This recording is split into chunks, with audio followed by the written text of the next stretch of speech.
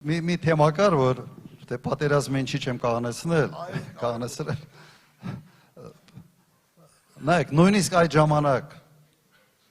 պաշտոն չունեի, փորձեցինք Ղարաբաղը ինչ-որ բան անել, Իշխան Սաղաթելյանը գիտի,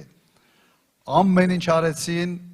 որ որևէ հնարավորություն չունենանք որևէ կերպ ազդելու պրոցեսի վրա, նույնիսկ մի պահ մտածեցի, որ միգուցե մի պահ մտածեցի, որ պետք է Մոսկվա թռնել եւ փորձել գործընկերներին համոզել, որ հնարավորինս արագ պատերազմը կաղնեցվի։ Ասեմ, երրորդ-չորրորդ օրը ինձ համար պարզ էր, որ այս կազմակերպվածության այնինչ կատարվում է, լավ բանով չի ավարտվելու։ Նույնիսկ այն ժամանակ դատարանի արգելք ունեի դուրս գնալու, դատավորից ստացել ենք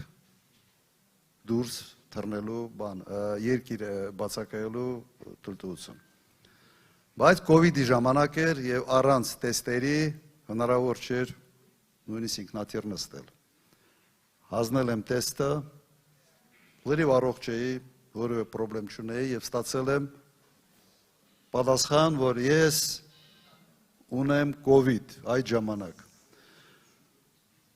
Գնել ենք այդ բան rapid տեստերը, 4-5 հատ փորձել եմ, բոլորը բացասական էր, կովիդ չունեի։